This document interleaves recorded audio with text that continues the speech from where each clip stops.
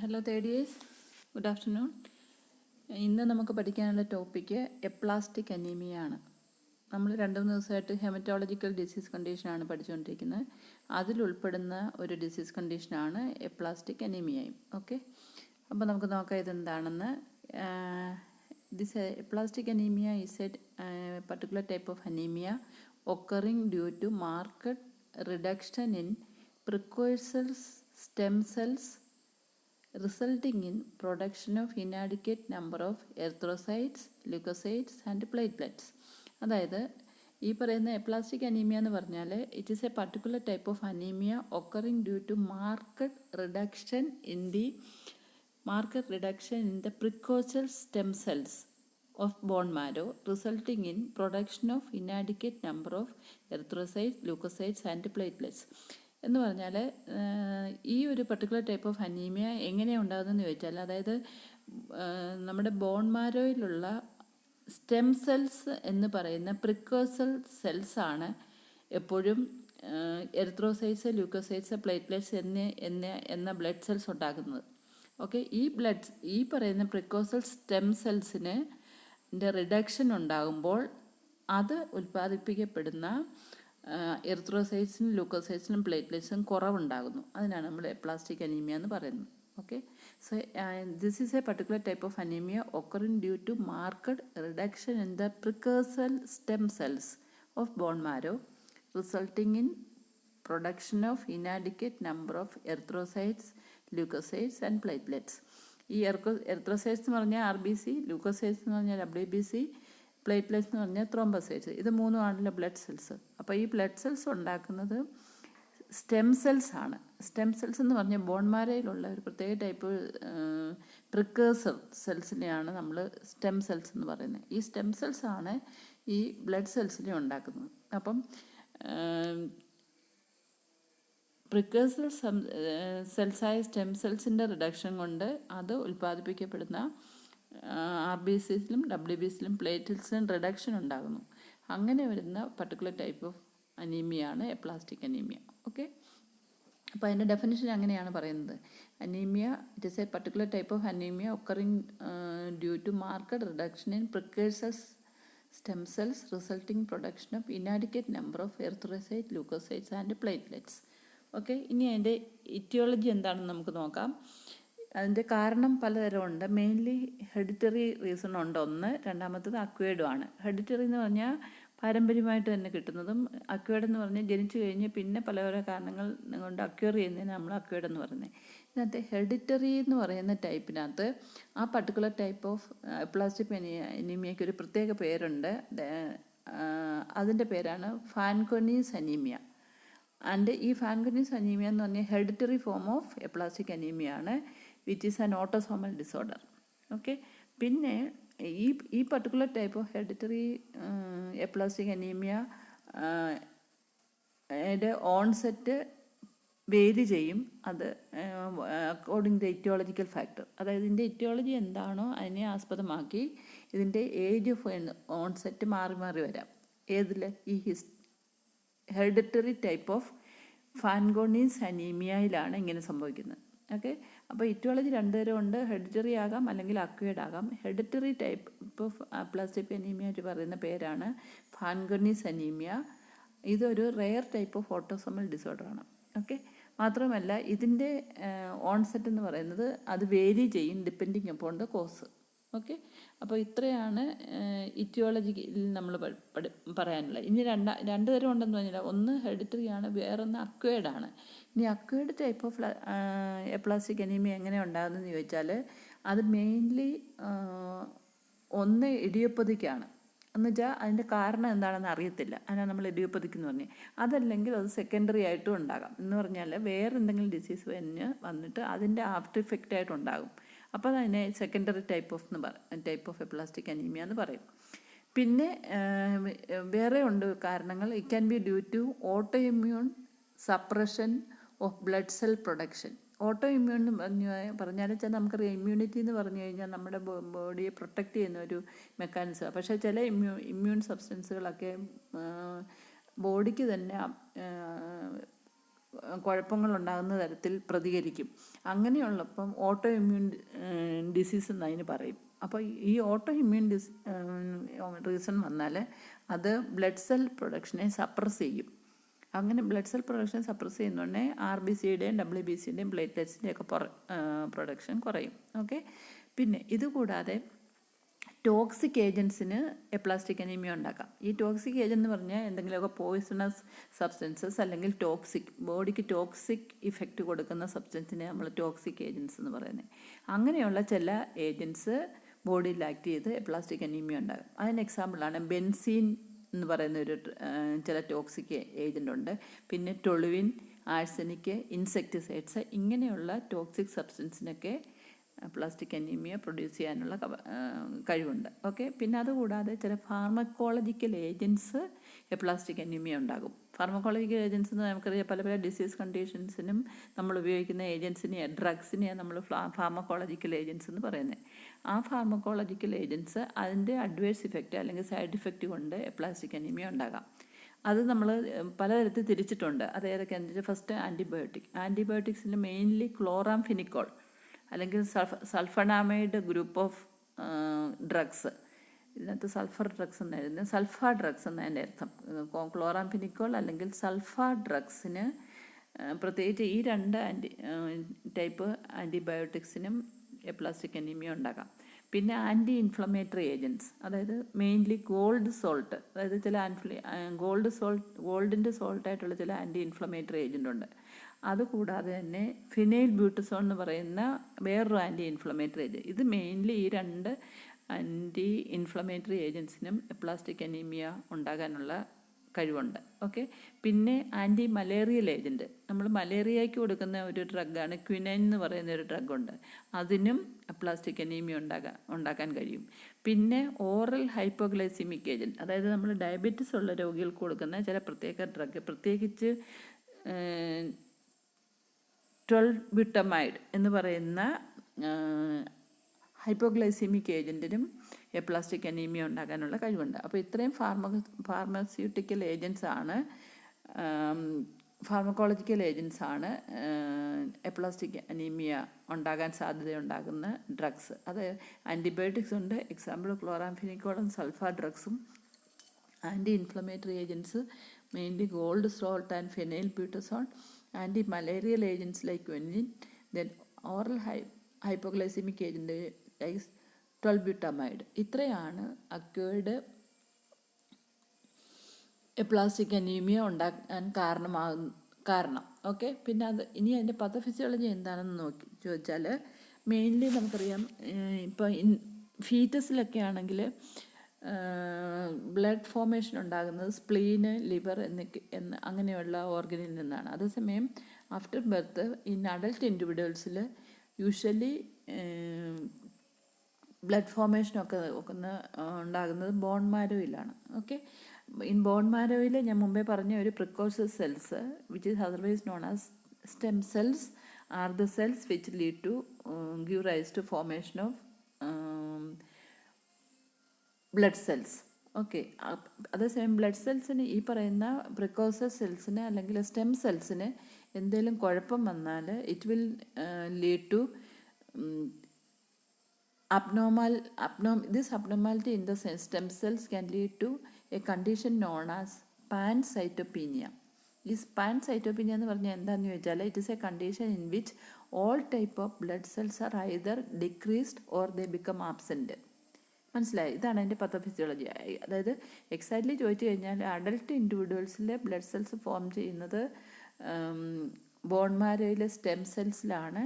ഈ stem cells, bone മാരോയിലുള്ള stem സെൽസിന് എന്തെങ്കിലും കുഴപ്പം യൂഷ്വലി അതെന്താ ചെയ്യുന്നത്, സ്റ്റെം സെൽസ് ആണ് അത് ഡിഫറൻഷിയേറ്റ് ചെയ്താണ് various types of blood cells ആകുന്നത്. അതായത് RBC, WBC, പ്ലേറ്റ്ലെറ്റ് ഇങ്ങനെയുള്ള ബ്ലഡ് സെൽസ് പ്രിക്കോഴ്സർ സെൽസിൽ നിന്ന്, അതായത് സ്റ്റെം സെൽസിൽ നിന്നാണ് ഉത്ഭവിക്കുന്നത്. പക്ഷേ ഈ പ്രിക്കോഴ്സർ സെൽസ് അല്ലെങ്കിൽ സ്റ്റെം സെൽസിന് എന്തെങ്കിലും കുഴപ്പം സംഭവിച്ചു കഴിഞ്ഞാൽ അത് ഈ ബ്ലഡ് സെൽസിനെ ഒന്നും തന്നെ ഉണ്ടാക്കാതിരിക്കുക, അല്ലെങ്കിൽ അവരെ വളരെ ഡിക്രീസ്ഡ് ആയിട്ട് പ്രൊഡ്യൂസ് ചെയ്യുക. ആ ഒരു പർട്ടിക്കുലർ കണ്ടീഷന് പറയുന്ന പേരാണ് പാൻസൈറ്റോപീനിയ. So this will, stem cells, if it is defective, it will lead to pancytopenia, which is a condition where all type of blood cells are either decreased or absent. അപ്പോൾ അങ്ങനെയാണ് ഈ പറയുന്ന aplastic anaemia ഉണ്ടാകുന്നത്. Okay, അതാണ് അതിൻ്റെ പത്തോഫിസിയോളജിയിൽ നമ്മൾ അറിയേണ്ട കാര്യം. പിന്നെ ഇനി ക്ലിനിക്കൽ ഫീച്ചേഴ്സ് എന്തൊക്കെയാണെന്ന് ചോദിച്ചാൽ, clinical features usually occur due to the reduction in various blood cells. അപ്പോൾ വേരിയസ് ബ്ലഡ് സെൽസ് എന്ന് പറഞ്ഞാൽ നമുക്കറിയാം RBC ഉണ്ട്, WBC ഉണ്ട്, പ്ലേറ്റ്ലെറ്റ്സ് ഉണ്ട്. ഇതിൻ്റെ മൂന്നിൻ്റെയും നോർമൽ വാല്യൂവിൽ വളരെ കുറവായിട്ട് അവരുടെ കൗണ്ട് കുറയുന്നുണ്ടെയാണ്. ആ കൗണ്ട് കുറയുന്നതിൻ്റെ ആഫ്റ്റർ എഫക്റ്റ് ആയിട്ടാണ് ക്ലിനിക്കൽ ഫീച്ചേഴ്സ് എല്ലാം തന്നെ മാനിഫെസ്റ്റ് ചെയ്യുന്നത്. അതിനകത്ത് മെയിൻലി ഉള്ളതാണ് increased bruising due to decreased platelet count. എന്ന് വെച്ചാൽ ബ്രൂയിസിങ് എന്ന് പറഞ്ഞാൽ ബോഡി നമ്മൾ അങ്ങനെയുള്ള പേഷ്യൻ്റെ സ്കിന്നിൽ നോക്കിയാലേ അറിയാം, അവിടെ ഇങ്ങനെ ചതഞ്ഞ് കിടക്കുന്ന, നീരിച്ച് കിടക്കുന്ന പാട്. അതെന്നാന്ന് വെച്ചാൽ സബ്ക്യൂട്ടേനിയസ് ബ്ലീഡിങ് ഉണ്ടായി, ചതയുന്നത് കൊണ്ടോ അല്ലെങ്കിൽ സബ്ക്യൂട്ടേനിയസ് ബ്ലീഡിങ് ഉണ്ടായി ചതഞ്ഞ പോലുള്ള അപ്പിയറൻസ് എപ്പോഴും ഇതുണ്ട്. പ്ലാസ്റ്റിക് അനീമിയ ഉണ്ടാകുന്ന വ്യക്തിയുടെ ബോഡിയിൽ കാണാൻ പറ്റും. That is what is called increased bruising due to decreased platelet count. Okay, പിന്നെ വേറൊരു മാനിഫെസ്റ്റേഷനാണ് increased susceptibility to all type of infection. അതായത് WBC കൗണ്ട് കുറയുമ്പോൾ ആ പേഷ്യൻ്റ്, നമുക്കറിയാം അതൊരു ഡിഫൻസ് മെക്കാനിസം നമുക്ക് പ്രൊവൈഡ്, ഇൻഫെക്ഷൻ എഗൻസ്റ്റ് ആയിട്ട് ഡിഫൻസ് മെക്കാനിസം ഉണ്ടാക്കുന്ന ഒരു ഏജൻ്റാണ് WBC എന്ന് പറയുന്നത്. ഇപ്പോൾ WBC കുറയുന്നുണ്ടേ പ്രൊട്ടക്റ്റിംഗ് കപ്പാസിറ്റി, ഈ പറയുന്ന WBCയുടെ കുറവ് കൊണ്ട് ല്യൂക്കോപ്പീനിയ ഉണ്ടാകും. അതുകൊണ്ട് ബോഡി ഇൻഫെക്ഷനെ റെസിസ്റ്റ് ചെയ്യാനുള്ള ബോഡിയുടെ കപ്പാസിറ്റി കുറഞ്ഞു പോകും. അങ്ങനെ എപ്പോഴും റിപ്പീറ്റഡ് ആയിട്ട് ഇൻഫെക്ഷൻ ഉണ്ടാകാനുള്ള സാധ്യതയുണ്ട്. അതാണ് വേറെ ഒരു ക്ലിനിക്കൽ മാനിഫെസ്റ്റേഷൻ. പിന്നെ പാലർ, അതായത് വളർച്ച, ബ്രീത്തിങ് ഡിഫിക്കൽറ്റി, അതായത് RBCs കൗണ്ട് കുറഞ്ഞു പോകുന്നു, ഹീമോഗ്ലോബിൻ കോൺസെൻട്രേഷൻ അഡിക്വേറ്റ് ആയിട്ടില്ല. അങ്ങനെ വരുന്നുണ്ടേ നമുക്കറിയാമല്ലോ ഹീമോഗ്ലോബിൻ്റെ മെയിൻ കപ്പാസിറ്റി ഓക്സിജൻ ക്യാരിങ് കപ്പാസിറ്റിയാണ്. അപ്പം വേണ്ടത്ര ലങ്സിൽ അതുപോലെയുള്ള മറ്റു ഓർഗൻസിലുള്ളവന് അഡിക്വേറ്റ് ഓക്സിജനേഷൻ കിട്ടുന്നില്ല. അപ്പോൾ അങ്ങനെ വരുന്നുണ്ടേ പേഷ്യൻസ് കൂടുതലും ബ്രീത്തിങ് ഡിഫിക്കൽറ്റി ഉണ്ടാകാം, വീക്ക്നെസ് ഉണ്ടാകാം. ഇത് mainly due to RBC count കുറയുന്നത് കൊണ്ടാണ്. RBC കൗണ്ട് കുറയുമ്പം ഹീമോഗ്ലോബിൻ കോൺസെൻട്രേഷൻ കുറയും. ഹീമോഗ്ലോബിൻ കോൺസെൻട്രേഷൻ കുറയുമ്പോൾ ഓക്സിജൻ ക്യാരിയിങ് കപ്പാസിറ്റി കുറയും. അപ്പം പല ഓർഗൻസും അഡിക്വേറ്റ് ഓക്സിജൻ സാച്ചുറേഷൻ കിട്ടുന്നില്ല. അപ്പോൾ അങ്ങനെയൊക്കെ ഉള്ളത് കൊണ്ടാണ് പേഷ്യൻസിന് പാലർ, ബ്രീത്തിങ് ഡിഫിക്കൽറ്റി, വീക്ക്നെസ്, ഇങ്ങനെയുള്ള ക്ലിനിക്കൽ മാനിഫെസ്റ്റേഷൻസ് ഒക്കെ ഉണ്ടാകാം. ഇനി ഡയഗ്നോസ് എങ്ങനെയാണ് നടത്തുന്നതെന്ന് ചോദിച്ചാൽ, usually from the patient's history and clinical features. പിന്നെ അസസ്മെൻറ്റ് ഓഫ് CBC, ഇതിനകത്ത് എഴുതിയേക്കുന്നത് CBO എന്നാണ്, അത് തെറ്റാണ്. CBC അതായത് complete blood count which shows, മുമ്പേ പറഞ്ഞ പാൻസൈറ്റോപീനിയ കാണിക്കും. അതായത് marked reduction in the RBC count, WBC count and platelet count. ഒന്നിൽ അതിൻ്റെ റിഡക്ഷൻ കുറയും, അല്ലെങ്കിൽ അത് ആബ്സെൻ്റ് ആയിട്ടും കാണാം. ഓക്കെ, പിന്നെ അതിനകത്ത് മെയിൻലി കാണുന്നതാണ് in severe cases of aplastic anaemia neutrophil counts becomes less than 500 per ml and also platelet count less than 20,000 and reticulocyte less than 1%. ഇങ്ങനെയൊക്കെ ആയിരിക്കും പേഷ്യൻസിൻ്റെ ഫൈൻഡിങ്സ്. Okay, clinical features. അപ്പം assessment of CBC count reveals many things such as pancytopenia. In severe cases neutrophil count becomes less than 500 per ml and platelet count less than 20,000 per microliter and also reticulocyte count less than 1%. പിന്നെ bone marrow biopsy നോക്കിക്കഴിഞ്ഞാൽ ഹൈപ്പോസെല്ലുലാർ bone marrow ആയിരിക്കും അതിനകത്ത് കാണുന്നത്. Okay, അപ്പോൾ അതിനനുസരിച്ച് ഇനാഡിക്കേറ്റ് ആണെന്നും അല്ലെങ്കിൽ insufficient ആണ് RBC, WBC, പ്ലേറ്റ്ലെറ്റ് ഇതൊക്കെ പ്രൊഡ്യൂസ് ചെയ്യാനുള്ള കപ്പാസിറ്റി ഈ പറയുന്ന ഹൈപ്പോസെല്ലുലാർ മാരോയ്ക്ക് വളരെ കുറവായിരിക്കും. അപ്പോൾ അങ്ങനെയാണ് പേഷ്യനെ ഡയഗ്നോസ് ചെയ്യുന്നത്. ഇനി എങ്ങനെയാണ് മാനേജ് ചെയ്യുന്നതെന്ന് ചോദിച്ചു കഴിഞ്ഞാൽ, എൻ്റെ goal of management is mainly to provide symptomatic treatment, then to restore bone marrow function and replacement of pathological bone marrow with normal tissue. ഈ മൂന്ന് എയിംസ് ആണ് അല്ലെങ്കിൽ ഗോൾസ് ആണ് മാനേജ്മെൻറ്റിനുള്ളത്. ഒന്ന് സിംറ്റമാറ്റിക് ട്രീറ്റ്മെൻറ്റ് കൊടുക്കുക, രണ്ടാമത്തത് ബോൺ മാരോ ഫങ്ഷൻ റെസ്റ്റോർ ചെയ്യുക, മൂന്നാമത്തത് പത്തോളജിക്കൽ ബോൺ മാരോയെ ഹെൽത്തി ബോൺ മാരോ കൊണ്ട് റീപ്ലേസ് ചെയ്യുക. ഇത് രണ്ടുമാണ് മാനേജ്മെൻറ്റിൻ്റെ ഗോള്. ഓക്കെ. പിന്നെ സിംറ്റമാറ്റിക് ട്രീറ്റ്മെൻറ്റ് ഞാൻ മുമ്പേ പറഞ്ഞ 3 തരം ട്രീറ്റ്മെൻറ്റാണ് ഉള്ളത്. അതിനകത്ത് ഒന്ന് സിംറ്റമാറ്റിക് ട്രീറ്റ്മെൻ്റ് ആണെന്ന് നമ്മൾ പറഞ്ഞു. അതിലെന്തൊക്കെയാണ് ചെയ്യുന്നതെന്ന് ചോദിച്ചാൽ, ഫസ്റ്റ് വൺ പ്ലേറ്റ്ലെറ്റ് ട്രാൻസ്ഫ്യൂഷൻ.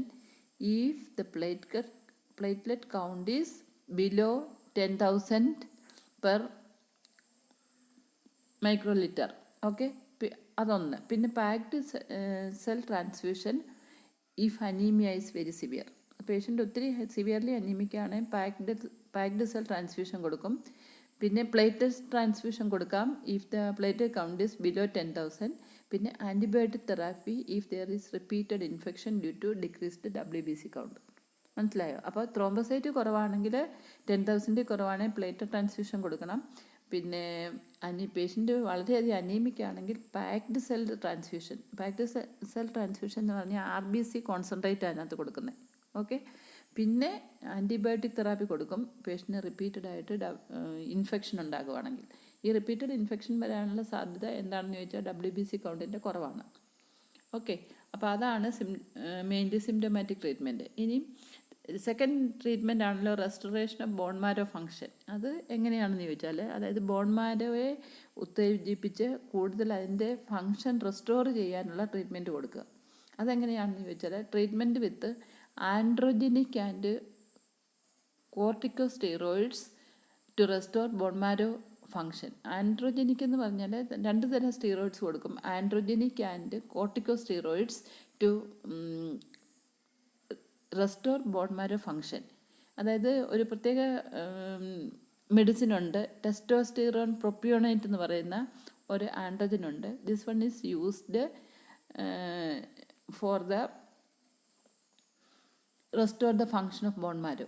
ഇത് ഒന്നുകിൽ സബ്ലിംഗലായിട്ട് കൊടുക്കാം, അല്ലെങ്കിൽ ഇൻട്രാമസ്കുലറായിട്ട് കൊടുക്കാൻ പറ്റുന്നൊരു ഡ്രഗാണ്.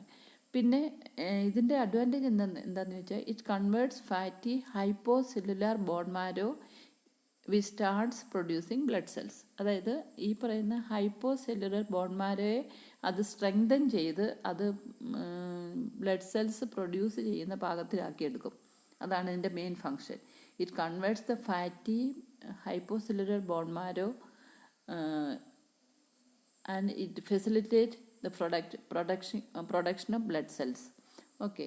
പിന്നെ പക്ഷേ അതിൻ്റെ ഒരു ഡിസഡ്വാൻറ്റേജ് എന്താണെന്ന് വെച്ചാൽ, ഇതൊരു ലോങ് ടേം ട്രീറ്റ്മെൻറ്റാണ്. 2 to 6 months ഒക്കെ സമയം വേണം ഇങ്ങനെ അതിനെ ഈ പറയുന്ന ഹൈപ്പോസെല്ലുലർ ബോൺമാരെ ഇത് ഫങ്ഷണലാക്കാൻ വേണ്ടി കുറച്ച് സമയം എടുക്കും. അതാണ് ഇതിൻ്റെ ഒരു ഡിസഡ്വാൻറ്റേജ്. പിന്നെ if the cause of illness is auto immune response. അതായത് ഇനിയും ഓട്ടോ ഇമ്മ്യൂൺ റെസ്പോൺസ് കൊണ്ട് നമ്മൾ ഇറ്റിയോളജി പഠിച്ചപ്പോൾ ഒരു കാരണം പറഞ്ഞു ഓട്ടോ ഇമ്മ്യൂൺ പ്രോബ്ലം ആണെന്ന്. ഇങ്ങനെ ഓട്ടോ ഇമ്മ്യൂൺ പ്രോബ്ലം കൊണ്ടാണ് എപ്ലാസ്റ്റിക് അനീമിയ ഉണ്ടാകുന്നതെങ്കിൽ അതിന് കൊടുക്കുന്ന treatment high dose of dexamethasone immunosuppressive therapy in the form of anti lymphocyte or anti lymphocyte globulin may be used. മനസ്സിലായോ? ഒന്നുകിൽ ഡെക്സാമിഥസോൺ ഹൈ ഡോസിൽ കൊടുക്കും, അതല്ലെങ്കിൽ ഇമ്മ്യൂണോ സപ്രസീവ് തെറാപ്പി കൊടുക്കും in the form of anti lymphocyte or anti lymphocytic globulin treatment. അതാണ് ഇതിൻ്റെ main treatment. Okay. How to restore the bone marrow function. അതിനകത്ത് നമ്മൾ ഒത്തിരി പറഞ്ഞു. ആൻഡ്രോജനിക് ആൻഡ് കോർട്ടിക്കോസ്റ്റീറോയിഡ് തെറാപ്പി കൊടുക്കാം. അതിനകത്ത് മെയിൻലി കൊടുക്കുന്ന ഒരു ടെസ്റ്റോസ്റ്റിറോൺ പ്രൊപ്പിയോണേറ്റ് എന്ന് പറയുന്ന ഒരു മെഡിസിനാണ്, which is given either sublingually or intramuscularly. അതല്ല, ഇതിൻ്റെ അഡ്വാൻറ്റേജ് എന്താണെന്ന് വെച്ചാൽ, this one will convert the fatty hypocellular bone marrow into functioning marrow which will produce blood cells. Okay, different types of blood cells. പിന്നെ അതിനുള്ളൊരു കുഴപ്പമെന്ന് വെച്ചാൽ long term treatment ആണെന്നുള്ളതാണ്. വേറെ ഇനി ഓട്ടോ ഇമ്മ്യൂൺ റെസ്പോൺസ് കൊണ്ടാണ് ഡിസീസ് ഉണ്ടായെങ്കിൽ അതിന് high dose of dexamethasone treatment കൊടുക്കും. അതല്ലെങ്കിൽ ഇമ്മ്യൂണോ സപ്രസീവ് എന്നാണ്, അങ്ങനെയല്ല, ഇത് immunosuppressive therapy in the form of anti lymphocyte or anti lymphocyte globulin therapy. Okay, അതാണ്. ഇനിയും വേറൊരു ട്രീറ്റ്മെൻ്റ് ഉണ്ട്, ബോൺ മാരോ റീപ്ലേസ്മെൻറ്റ്. അത് നമ്മൾ കേട്ടിട്ടുണ്ടാവില്ല. അതായത് പേഷ്യൻ്റെ ബോൺ മാരോയ്ക്കകത്തുള്ള ആ മാരോ റീപ്ലേസ്മെൻറ്റ് ചെയ്യണം. അതിനകത്ത് ചെയ്യുന്നത് ഇത് യൂഷ്വലി ചെയ്യുന്നത് വേറെ മെഡിക്കൽ മാനേജ്മെൻറ്റ് കൊണ്ടോ അല്ലെങ്കിൽ വേറെ ഡ്രഗ്സൊക്കെ കൊടുക്കുമ്പോൾ ഡ്രഗ് തെറാപ്പി ഒന്നും ഇഫക്റ്റീവ് ആകാത്ത പേഷ്യൻസിനാണ് ഈ ബോൺ മാരോ റീപ്ലേസ്മെൻറ്റ് തെറാപ്പി കൊടുക്കുന്നത്. പക്ഷേ അതിനൊരു പ്രത്യേകത എന്താണെന്ന് വെച്ചാൽ അതിന് മാച്ച് ചെയ്യുന്ന ബോൺ മാരോ പേഷ്യൻറ്റിൻ്റെ തന്നെ സഹോദരങ്ങളിൽ നിന്നോ ഒക്കെ കിട്ടണം.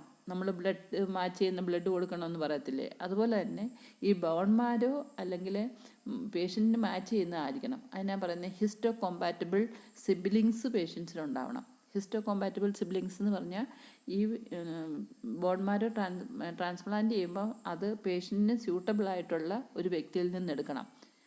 അത് കിട്ടണമെങ്കിൽ അവരുടെ സ്വന്തം സഹോദരങ്ങളിൽ നിന്നൊക്കെയാണ് യൂഷ്വലി കിട്ടത്തുള്ളൂ.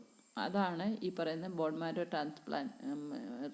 റീപ്ലേസ്മെൻറ്റിൻ്റെ ഒരു പ്രത്യേകത. ഓക്കെ, ഇനിയും നേഴ്സിംഗ് മാനേജ്മെൻറ്റ് എന്താണെന്ന് നമുക്ക് നോക്കാം. അതിനകത്ത് മെയിൻലി 3 എയിംസ് ആണുള്ളത് നേഴ്സിംഗ് മാനേജ്മെൻറ്റിന്. First is prevention of bleeding, second is prevention of infection, and third one is management of problems associated with anemia.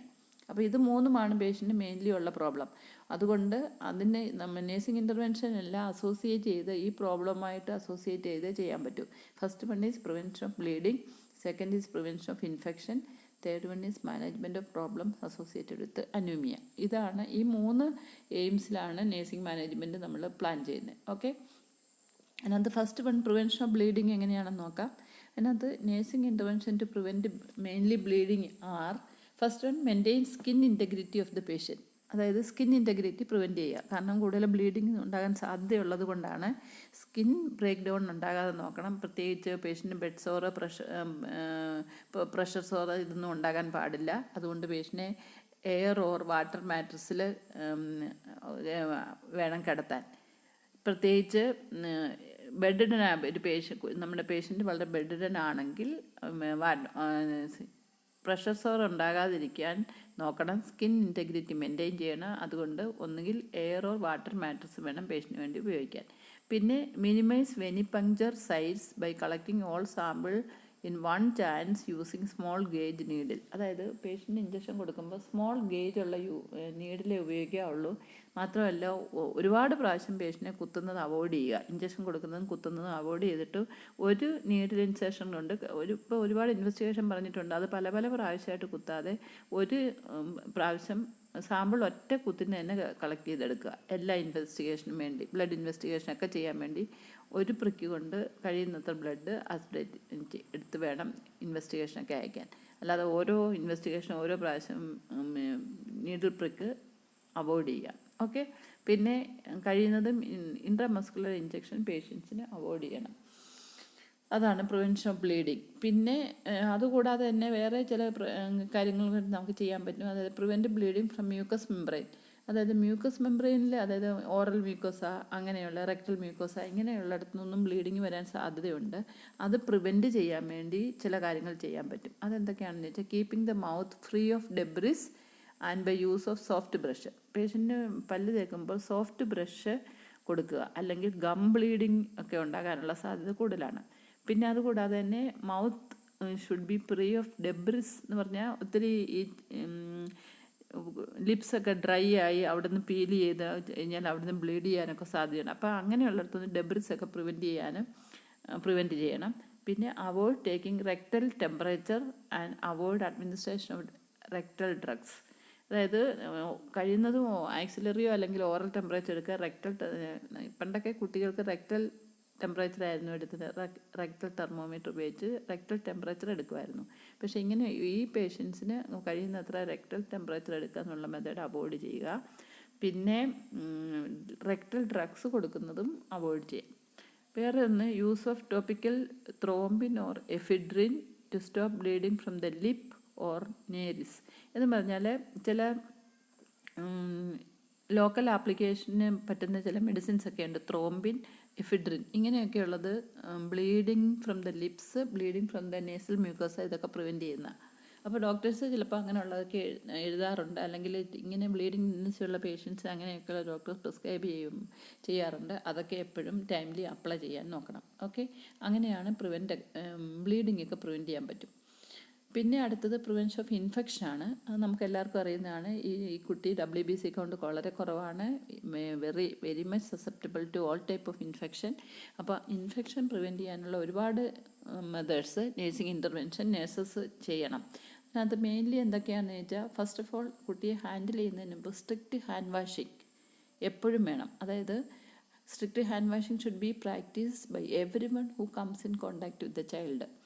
അപ്പോൾ ഔട്ട് സൈഡിൽ നിന്ന് ഏതെങ്കിലുമൊക്കെ ജെയിംസിനെ കൊണ്ടുവന്ന് ജെയിംസിനെ കൊണ്ട് കോൺട്രാക്ട് ഇത് കുട്ടിക്ക് ട്രാൻസ്ഫർ ചെയ്യാതിരിക്കാൻ വേണ്ടിയാണ് സ്ട്രിക്റ്റ് ഹാൻഡ് വാഷിങ് എപ്പോഴും ഇൻസിസ്റ്റ് ചെയ്യണം. Whoever is coming and touching the baby, they should wash their hand strictly before handling the child. പിന്നെ ബാരിയർ നേഴ്സിംഗ് ടെക്നിക്ക്, അതായത് അതും നമ്മൾ ഇൻഫെക്ഷൻ പ്രിവെൻറ്റ് ചെയ്യാനുള്ള നമ്മൾ ഹൈജീനും അല്ലെങ്കിൽ മൈക്രോബയോളജിയൊക്കെ പഠിച്ചിട്ടുണ്ട് ഒരു ബാരിയർ നേഴ്സിംഗ് ടെക്നിക്കിൽ. അതിനകത്ത് മെയിൻലി എന്താണെന്ന് വെച്ചാൽ ക്യാപ്പ് യൂസ് ചെയ്യുക, അല്ലെങ്കിൽ മാസ്ക് യൂസ് ചെയ്യുക, ഗവൺ യൂസ് ചെയ്യുക, ഗ്ലൗസ് യൂസ് ചെയ്യുക. ഇതൊക്കെ ബാരിയേഴ്സായിട്ട് ആക്ട് ചെയ്യും. അതായത് ഒരു ജേമിനെ നമ്മളിൽ നിന്ന് അങ്ങോട്ട് ട്രാൻസ്ഫർ ചെയ്യുന്നതിനെ പ്രിവെൻറ്റ് ചെയ്യാൻ വേണ്ടിയുള്ള മെത്തേഡ്സാണ് using the caps, mask, gown, gloves etcetera. അപ്പം ഇതൊക്കെ യൂസ് ചെയ്യണം വൈൽ ഹാൻഡിലിങ് ദ ചൈൽഡ്. അത് ഇൻഫെക്ഷൻ പ്രിവെൻറ്റ് ചെയ്യാനുള്ള വേറൊരു മെത്തേഡാണ്. പിന്നെ ലിമിറ്റ് നമ്പർ ഓഫ് വിസിറ്റേഴ്സ്. ഇപ്പോൾ ഒരു കുട്ടിയെ കാണാൻ ഒരുപാട് വിസിറ്റേഴ്സ് വന്നു, ചിലപ്പോൾ അപ്പർ റെസ്പിറേറ്ററി ഇൻഫെക്ഷൻ ഉള്ളവർ കാണും, ചിലപ്പോൾ ചില പേഷ്യൻസൊക്കെ സബ് ക്ലിനിക്കൽ ഇൻഫെക്ഷൻ ഉള്ളവരായിരിക്കും. എന്ന് പറഞ്ഞാൽ അവർക്ക് ഔട്ട്വേർഡ്ലി സിംറ്റം ഒന്നും കാണത്തില്ല, പക്ഷേ അവർക്ക് ജെയിംസ് മേ ബി ക്യാരി ചെയ്യുന്നവരായിരിക്കും, ചിലപ്പോൾ ക്യാരിയേഴ്സ് ആയിരിക്കും. അപ്പോൾ അങ്ങനെ വരുന്നത് കഴിയുന്നത്ര വിസിറ്റേഴ്സിനെ അവോയ്ഡ് ചെയ്യുക. പിന്നെ ഒരു തരത്തിലും ഇൻഫെക്ഷൻ ഉള്ളവർ ഒരിക്കലും കുട്ടിയെ ഹാൻഡിൽ ചെയ്യാൻ സമ്മതിക്കരുത്. So no one with any infection should handle the child. പിന്നെ isolate the child to prevent contact with other patients having infection. അതായത് ഏതെങ്കിലും വേറെ ആരെങ്കിലും ഇൻഫെക്ഷൻ ഉള്ളവരുണ്ടെന്ന് കണ്ടാൽ അവരിൽ നിന്ന് കുട്ടിയെ അവോയ്ഡ് ചെയ്യുക, അല്ലെങ്കിൽ അവരെ ഐസൊലേറ്റ് ചെയ്യുക. ഇത്രയും നേഴ്സിംഗ് ഇൻ്റർവെൻഷൻ തീർച്ചയായിട്ടും ചെയ്യാൻ കഴിയും. These measures are helpful to prevent infection in the child. എന്തൊക്കെയാണ് പറഞ്ഞത്? സ്ട്രിക്റ്റ് ഹാൻഡ് വാഷിംഗ് വേണം. Hand washing should be strictly implemented to all person who comes in contact with the child. പിന്നെ barrier nursing technique apply ചെയ്യണം. വിസിറ്റേഴ്സിനെ limit ചെയ്യണം. പിന്നെ no one with any infection should handle the child. അതായത് ഇൻഫെക്ഷനുള്ള ആരും തന്നെ കുട്ടിയെ ഹാൻഡിൽ ചെയ്യാൻ പറ്റില്ല. പിന്നെ ഏതെങ്കിലും ഇൻഫെക്ഷനുള്ള വിസിനിറ്റി എന്തെങ്കിലും ഉണ്ടെങ്കിൽ കുട്ടിയെ അവിടെ നിന്ന് ഐസൊലേറ്റ് ചെയ്യണം. ഇതൊക്കെയാണ് പ്രിവെൻഷൻ ഓഫ് ഇൻഫെക്ഷന് വേണ്ട അത്യാവശ്യ കാര്യങ്ങൾ. ഇനിയും അടുത്തത് management of problems associated with anaemia. അതായത് കുട്ടി അനീമിക് ആയിരിക്കും. നമുക്കറിയാമല്ലോ RBC കൗണ്ട് കുറവാണ്, അപ്പോൾ അതുകൊണ്ട് HB കൗണ്ട് കുറവായിരിക്കും, കുട്ടി അനീമിക് ആയിരിക്കും. അപ്പോൾ അനീമിക് ആയ കുട്ടികളെ എങ്ങനെ മാനേജ് ചെയ്യണമെന്ന് നോക്കാം. Monitor the child's HB level at regular basis. അതായത് കുട്ടിയുടെ HB ലെവൽ റെഗുലർ ബേസിസിൽ മോണിറ്റർ ചെയ്യണം. പിന്നെ administer oxygen if the child is dyspnoeic. അതായത് കുട്ടികൾക്ക് നമ്മൾ ക്ലിനിക്കൽ ഫീച്ചേഴ്സ് ഡിസ്നിയെ പറഞ്ഞായിരുന്നു. അപ്പോൾ ഡിസ്നിയുള്ള കുട്ടികൾക്ക് ഓക്സിജൻ കൊടുക്കണം. അത് ഡോക്ടേഴ്സിൻ്റെ ഓർഡർ മിക്കപ്പോഴും ഉണ്ടാകും. അത് അതിൻ്റേതായ രീതിയിൽ നന്നായിട്ട് അഡ്മിനിസ്റ്റർ ചെയ്യണം. പിന്നെ administer packed cell if prescribed. നമ്മൾ പറഞ്ഞു പാക്ഡ് സെല്ല് കൊടുക്കണം. RBC കൗണ്ട് കുറവായതുകൊണ്ടും HB കുറവായതുകൊണ്ടും ഡോക്ടേഴ്സിൻ്റെ ഓർഡർ ഉണ്ടെങ്കിൽ അത് പ്രോപ്പർലി അഡ്മിനിസ്റ്റർ ചെയ്യണം. പിന്നെ monitor growth and development of the child. ഈ കുട്ടി ചിലപ്പം കുറച്ചൊക്കെ ഗ്രോത്ത് ആൻഡ് ഡെവലപ്മെൻറ്റ് കുറച്ചൊരു പുറകോട്ട് നിൽക്കാനുള്ള സാധ്യതയുണ്ട്. എന്തുകൊണ്ടാണ്? കാരണം കുട്ടിക്ക് വളരെ ക്ഷീണമുണ്ട്, ഓക്സിജൻ ക്യാരിങ് കപ്പാസിറ്റി പ്രോപ്പർലി ഇല്ല. അതുകൊണ്ട് ഒരുമാതിരി കുറച്ചൊക്കെ ഒരു എക്സ്റ്റെൻറ്റ് വരെ ക്രോണിക് ആയിക്കഴിഞ്ഞാൽ റിട്ടാർഡ് ഗ്രോത്ത് ഒക്കെ ഉണ്ടാകാനുള്ള സാധ്യത കൂടുതലാണ്. അപ്പോൾ അതുകൊണ്ട് monitor the growth and development of the child എന്ന് പറയുമ്പോൾ കുട്ടിയുടെ വെയിറ്റൊക്കെ കോൺസ്റ്റൻ്റ്ലി റെക്കോർഡ് ചെയ്യണം. പിന്നെ അതുകൂടാതെ provide adequate rest to the child.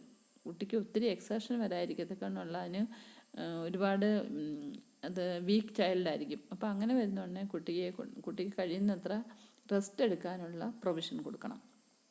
അതാണ് management of problems associate with anaemia. എന്തൊക്കെയാണ്?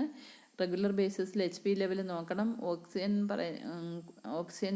അഡ്മിനിസ്ട്രേഷൻ ഉണ്ടാകും മിക്കവാറും പേഷ്യൻറ്റിന്, അത് അഡ്മിനിസ്റ്റർ ചെയ്യാം. പിന്നെ പാക്ഡ് സെൽ ട്രാൻസ്ഫ്യൂഷൻ കൊടുക്കണം ഇഫ് ഇറ്റ് ഈസ് പ്രിസ്ക്രൈബ്ഡ്.